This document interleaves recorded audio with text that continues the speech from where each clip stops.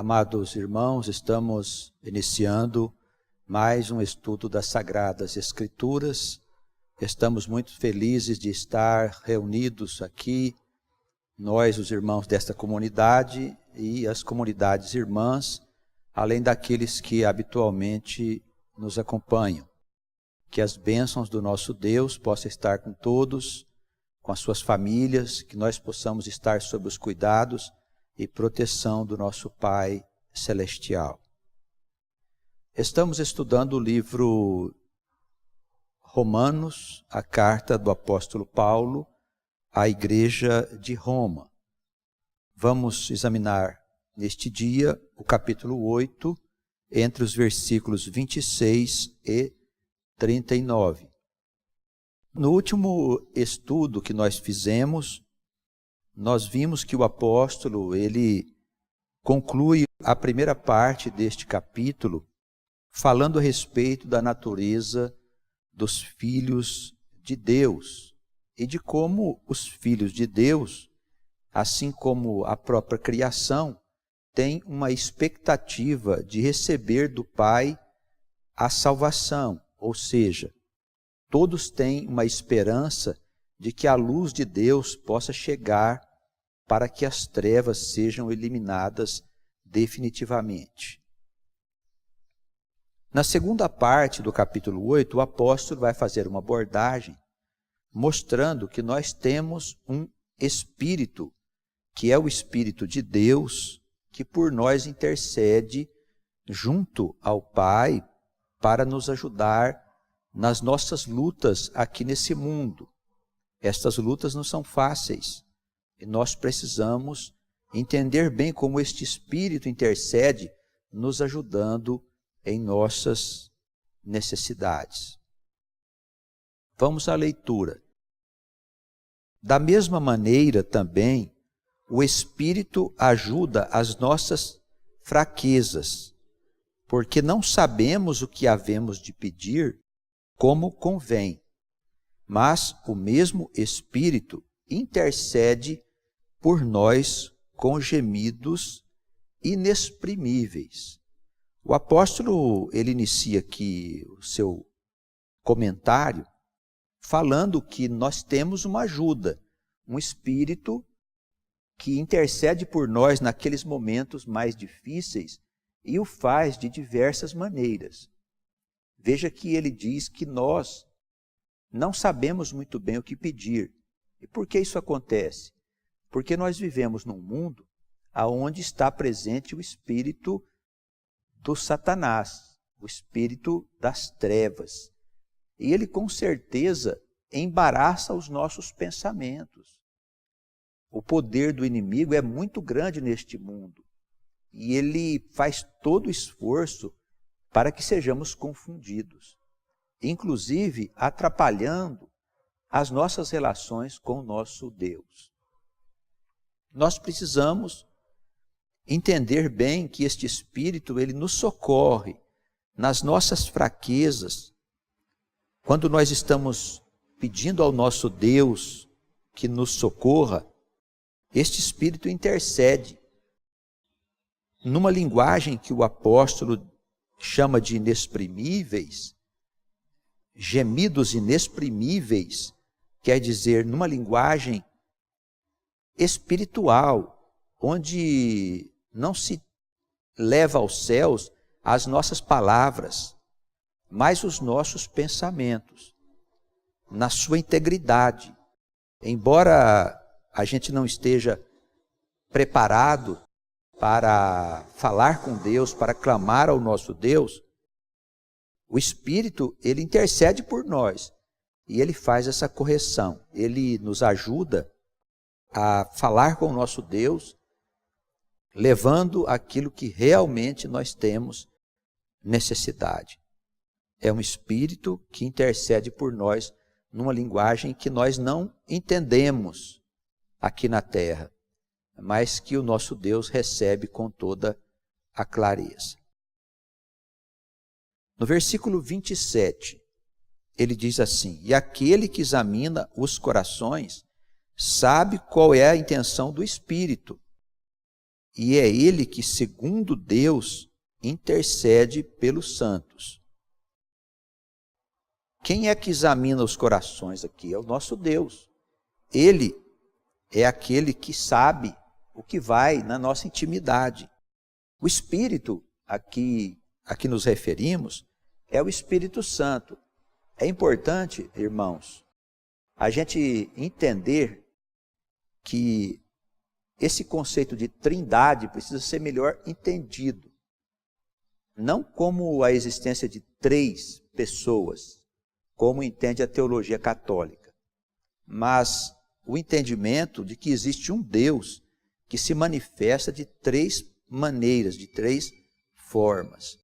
Na sua forma de espírito, ele leva até os planos superiores da criação, até o Verbo divino, os nossos pedidos. E Deus examina os nossos corações naquele instante e intercede como Espírito diante do trono divino para atender aquilo que nós precisamos. É um Deus maravilhoso, é um Deus que está presente em todos os lugares, em todos os instantes da nossa vida, e Ele sabe com antecedência de tudo aquilo que nós precisamos. E com certeza Ele toma as providências devidas. Mas isso não dispensa que nós venhamos a pedir, a clamar ao nosso Deus. Ele quer também que nós clamemos, que nós façamos os nossos pedidos aos céus, para que Ele se relacione mais de perto com o nosso coração. Entendamos aqui, pois, que o Espírito a que nós nos referimos aqui, nesta referência do apóstolo Paulo, não se trata do Espírito Santo conforme entende a Igreja Católica. E até a Igreja Evangélica tem o mesmo conceito de que há uma pessoa, há um Espírito com quem você pode tratar.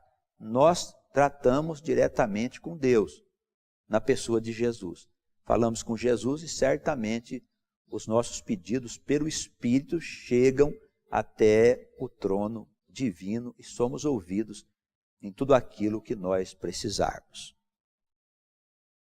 Aquele, pois, que examina os corações é o nosso Deus. Ele sabe qual é a intenção do Espírito em nos ajudar, e é Ele, o Espírito, que, segundo Deus, intercede pelos santos. Vamos seguir aqui com a leitura. Sabemos que todas as coisas contribuem juntamente para o bem daqueles que amam a Deus, daqueles que são chamados segundo o seu propósito. Aqui está revelado algo maravilhoso. Fica muito claro para nós, irmãos, que todas as coisas que acontecem à nossa volta, elas estão sob o domínio do Pai. E elas contribuem para o nosso progresso, mesmo as coisas desagradáveis. Porque nós não podemos nos esquecer que somos almas eternas e que nós estamos aqui nesse mundo para o despertar da nossa eternidade. Estamos aqui para tomarmos posse dessa eternidade e vivermos a plenitude da nossa existência, porque fomos criados para viver essa plenitude. Não fomos criados para viver apenas um determinado tempo, 70, 80 anos, como dizem os Salmos, e depois nós desaparecermos na porta da morte, entrando por ela, e sabe-se lá indo para que lugar. A teologia, nesse aspecto, é um tanto incerta e não oferece nenhum tipo de informação precisa. Tudo no campo da teologia parece ser ligado a um espírito de fantasia. Infelizmente, esse é o estado atual do entendimento da igreja. Mas nós sabemos que as almas são eternas e que elas nasceram, foram geradas no coração do próprio Criador. E no momento em que a criação foi gerada, as almas são os habitantes da criação. E do mesmo modo que o universo desceu de um estado divino até o seu ponto mais baixo, para iniciar a sua história, as almas também acompanharam essa descida. E com isso elas perderam a sua eternidade. E deveriam trabalhar no simbolismo bíblico do Gênesis para avançar, para despertar e desfrutar daquilo que a vida eterna proporciona. Sabemos, pois, que todas as coisas contribuem para o bem daqueles que amam a Deus. Contribuem juntamente, quer dizer que todos os atos e acontecimentos, eles estão entrelaçados, porque a alma está vivendo uma experiência de credenciamento para viver o futuro, para ver cumpridas as promessas do Senhor em relação ao futuro. A alma não está aqui para viver, para gozar, e sim para despertar. É claro que ela pode viver já um pouco dessa felicidade, mas o melhor de Deus ainda está por vir, está por acontecer. Por isso que, juntamente, as coisas que se passam à nossa volta, elas contribuem para o bem daqueles que amam a Deus, daqueles que são chamados segundo o propósito divino. Não é para qualquer um, dos que são chamados segundo os propósitos do nosso Deus. Aquelas almas que ainda não entenderam este propósito, aquelas pessoas que ainda não se converteram ao Senhor, estão sob os cuidados do Espírito também, mas vivendo um outro tipo de experiência, vivendo uma experiência de sofrimento, vivendo uma experiência de dificuldades, de provas. Mas elas também estão avançando no caminho do progresso. Não podemos nos esquecer que a progressividade é uma lei geral, que Deus submeteu à criação para que ela se transformasse naquilo que Ele pretende que ela seja, uma obra perfeita. E nós pertencemos também à perfeição desta obra. Versículo 29. Porque os que dantes conheceu, também os predestinou para serem conformes à imagem do seu Filho, a fim de que ele seja o primogênito entre muitos irmãos. Veja quantos ensinamentos importantes estão sendo colocados aqui. Os que dantes conheceu, quem conheceu? Deus. Por que antes? Conheceu quando estes foram criados. Ele os predestinou para serem transformados conforme a imagem do seu Filho. Qual a imagem do seu Filho? A imagem de Jesus, o Cristo, que representa o Deus vivo entre nós. Ele é o portador do Verbo divino e não deve ser confundido com Deus. Fazemos aqui essa ressalva: o Senhor não pode ser confundido com Deus em nenhuma circunstância. O que quer dizer ser predestinado? É já ser escolhidos, sermos escolhidos para participarmos de um futuro que o Senhor escreveu para nós. Isso quer dizer que a história ela já está escrita e as coisas vão acontecer conforme a vontade do nosso Pai. Não será diferente. Veja também, irmãos, que ele aqui fala que existe um propósito de Deus de transformar os seus filhos na imagem de Jesus, na imagem do Verbo divino.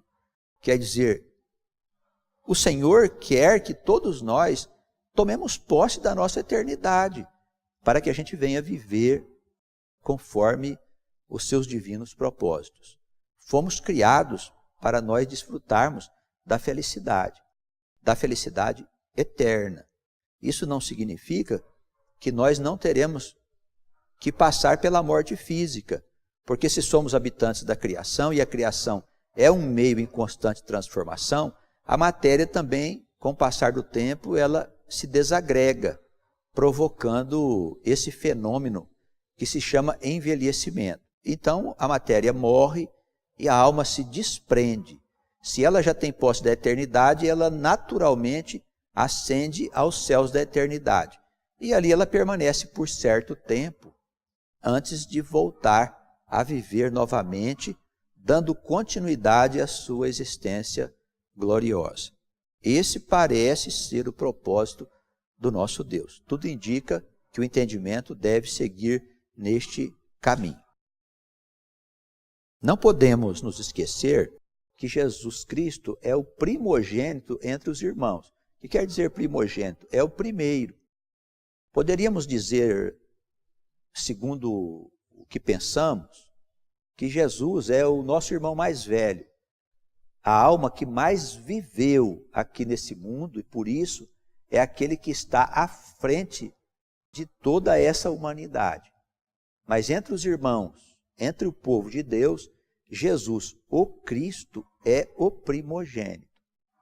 Ele já existia antes de Abraão, segundo as suas próprias palavras. Por isso nós podemos entender com toda clareza que ele já estava cuidando do povo de Deus desde aquele tempo. E nasceu entre nós, aqui entre os cristãos, na figura de Jesus Cristo, para que pudesse acontecer o que se chama de resgate das ovelhas perdidas da casa de Israel, que, segundo a descendência espiritual, são os cristãos, embora os judeus não pensem dessa maneira. Mas isso não tem muita importância, porque no tempo devido, com certeza, todos serão esclarecidos. Nós temos aí pela frente uma grande confusão que vai haver no mundo, um grande transtorno. Esse transtorno trará provas tanto para cristãos quanto para judeus. E nessa época a verdade brilhará como o sol.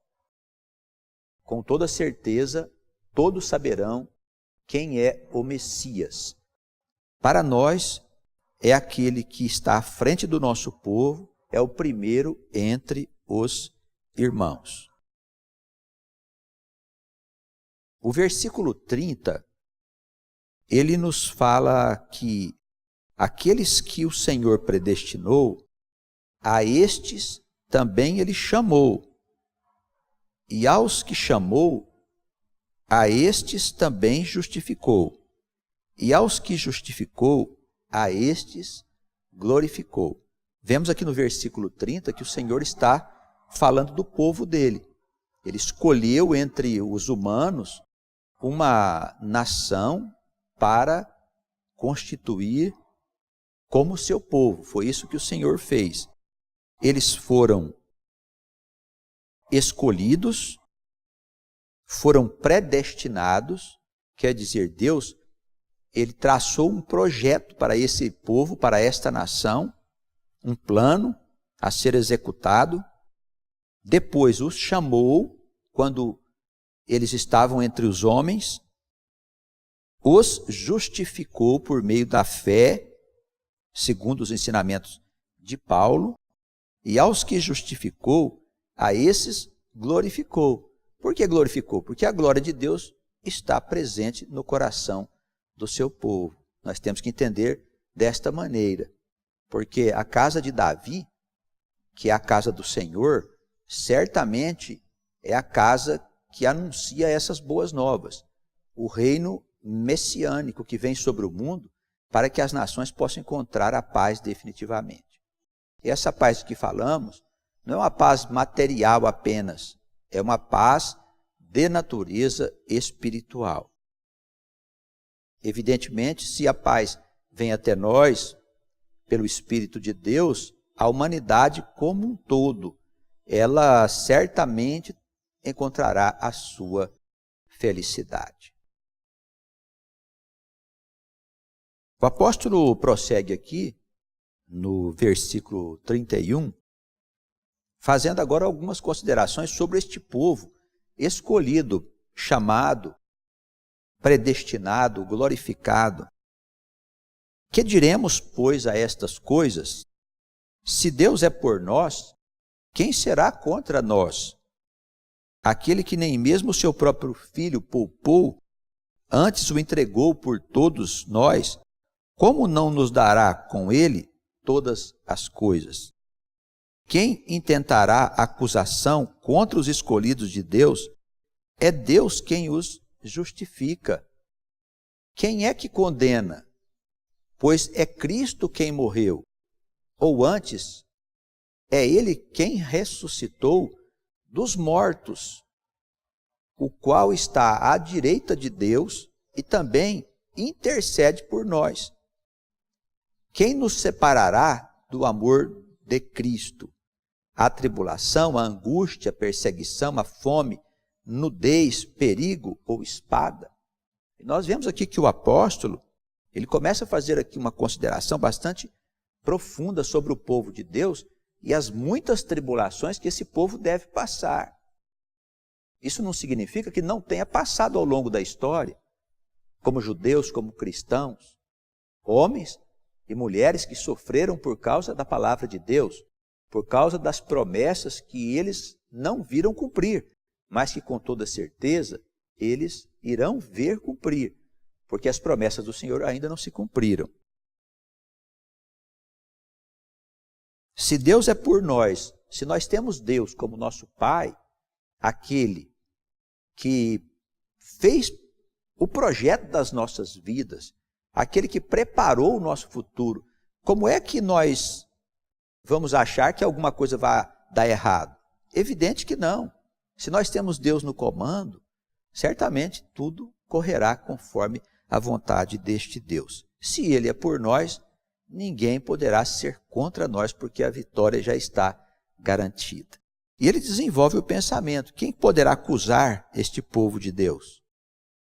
É Deus que os justifica, é Deus que está à frente desse povo. Quem é que condena? Quem poderia condenar-nos? Pois Cristo morreu e ressuscitou. Quer dizer, Ele trouxe a salvação para este mundo e para todas aquelas almas que passassem a crer no seu nome, como aquele que veio trazer a verdade e a vida, indicando o caminho para nós chegarmos lá. O Senhor está à direita de Deus, diz a palavra, e Ele intercede por nós. Nos amou a ponto de entregar-se para a nossa salvação. E Paulo pergunta no versículo 35, e quem poderá nos separar do amor que Ele tem por nós? A tribulação, o sofrimento, a angústia, a perseguição, a fome, a nudez, o perigo, as guerras. Como está escrito, versículo 36, por amor de ti somos entregues à morte todo dia. Somos reputados como ovelhas para o matadouro. E aqui vai ainda, irmãos, esta ideia central neste capítulo, de que há uma expectativa do povo, de que esse povo será glorificado. Que este povo continua sendo objeto de preocupação do Deus Altíssimo. Nós vemos que o apóstolo havia dito que havia uma expectativa, tanto das criaturas, como da própria criação, para que Deus viesse. Ele lembra aqui o Salmo 44, em que todo o texto ali fala de um povo que está sofrendo, de um povo que está passando por angústias, de um povo que está sofrendo perseguição, de um povo que está submetido a todo tipo de perigos. E esse povo clama pelo seu Deus, para que Ele interceda no tempo devido. E nós também precisamos implorar ao nosso Deus, que Ele interceda por nós, que Ele venha e faça por nós aquilo que precisa ser feito para que o sofrimento possa cessar, as angústias, a nudez, a espada, as guerras, as tribulações. Isso significa o quê? Que o reino possa vir ser estabelecido na face da terra para sempre. O reino messiânico. Em todas essas coisas, diz o apóstolo aqui a partir do versículo 37, em todas essas coisas somos mais do que vencedores, por aquele que nos amou. Então nós teremos vitória, mas a vitória só é possível se nós entendermos que ela acontece por meio daquele que nos amou. E quem nos amou? O Senhor, Jesus, o Cristo, que é o Messias de judeus e de cristãos. Embora os judeus ainda pensem que o Messias não veio, ele já veio sim. E os judeus vão entender isso em breve tempo, porque a luz do Senhor, ela está perto de chegar ao mundo e vai brilhar como a luz do sol. Em todas estas coisas, nós somos mais do que vencedores. Quer dizer, muito mais do que vencer, segundo o ponto de vista dos homens. Nós somos mais do que vencedores, porque vencemos no ponto de vista de Deus, da eternidade. Estou certo, conclui o apóstolo, estou certo de que nem a morte, nem a vida, nem os anjos, nem os principados, nem as potestades, nem o presente, nem o porvir, nem altura, nem profundidade, nem alguma outra criatura nos poderá separar do amor de Deus que está em Cristo Jesus nosso Senhor. Paulo coloca aqui todas as possibilidades que poderiam conspirar contra nós. Ele põe todas as coisas, ele diz: não há morte, nem vida, nem anjos, nem principados, nem potestades, nem o presente, nem o passado, nem o porvir, nem a altura, nem a profundidade, nem alguma outra criatura nos poderá separar do amor de Deus. Isso é importante, porque algumas pessoas pensam que o amor é apenas de Cristo, de Jesus. Não, é o amor de Deus que está em Cristo Jesus nosso Senhor. Pois Jesus é o porta-voz do Verbo divino. É Ele que trouxe o amor de Deus para este mundo. Se nós entendermos isso, nós vamos entender qual é o grande propósito de Deus, em nos salvar, em nos tirar das trevas para a sua maravilhosa luz, para que nós possamos viver as alegrias da nossa existência na criação material. Este é o lugar da nossa habitação e aqui nós vivemos para realizar os nossos sonhos. Não são sonhos de consumo, não. São sonhos de natureza espiritual. Nós ainda não sabemos como convém pedir a Deus, disse o apóstolo. Por que nós não sabemos? Porque somos muito imaturos, porque estamos ainda envolvidos aí pela mente de Satanás, que embaraça os nossos pensamentos, que se envolve nos nossos desejos. Precisamos confiar que em breve tempo a luz do Senhor vai brilhar neste mundo de uma forma como nunca aconteceu. E não haverá mais lugar para a mentira, para o sofrimento, para as angústias, para as guerras, para as perseguições.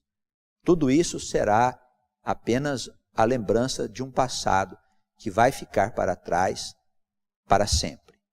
O reino de Deus está perto de chegar. Nós precisamos crer e trabalhar para que ele seja estabelecido. Que o Senhor nos guarde no seu amor, nas suas muitas misericórdias, a todos nós, nesses tempos de aflição. Que a paz de Jesus esteja nos nossos corações para sempre. Amém.